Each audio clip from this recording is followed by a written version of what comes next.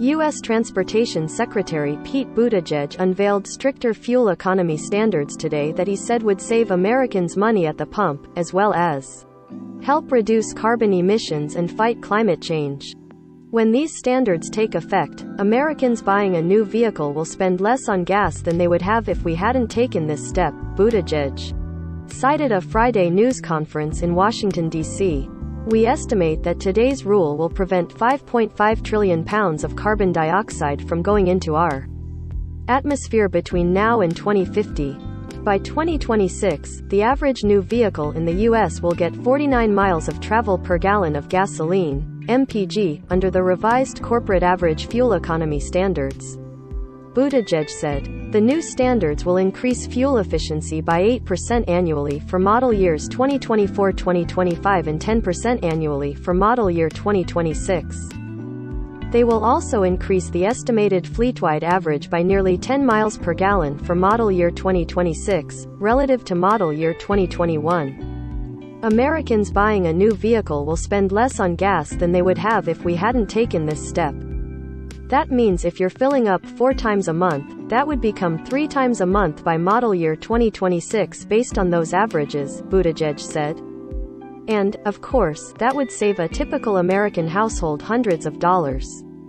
The new standards, which were first unveiled last year, are part of a larger effort by President Joe Biden to reverse the rules put in place by Donald Trump and return to the Obama-era fuel economy standards from nearly a decade ago.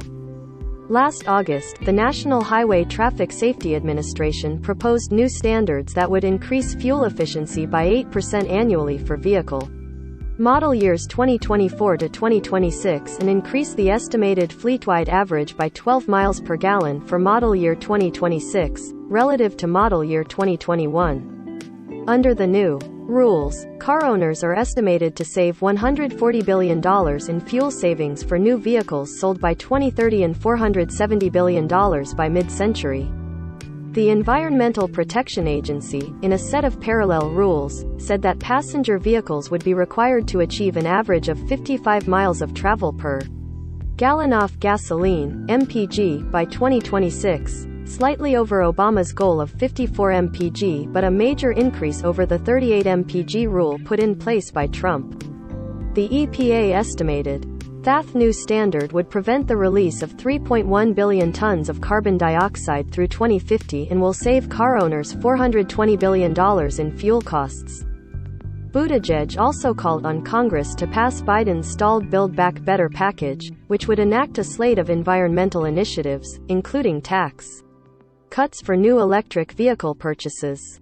That would take, for example, the American-made electric pickup trucks we saw a lot of ads for during the Super Bowl, from about $40,000 down into the 20s, he said. We could do that through policy that is available right now. The need for new EV tax credits speaks to the problem with the cars on America's roads today, which is that many of them are old. There are around 280 million cars and trucks on the road in the U.S. today, only 3% of which are electric.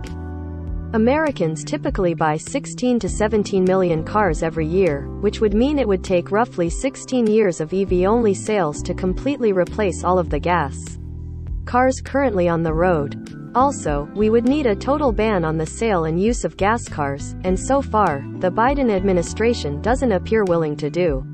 Last year, Biden signed an executive order directing the federal government to spend billions of dollars to purchase electric vehicles, upgrade federal buildings, and leverage the power of the government to shift to cleaner forms of electricity. And just this week, Biden invoked the Defense Production Act to ramp up the mining and processing of key minerals used in batteries for renewable energy and electric vehicles. The rules would also keep in place the so-called light-duty truck loophole, in which vehicles that are bigger and heavier, like SUVs and pickup trucks, are allowed to pollute more than smaller vehicles.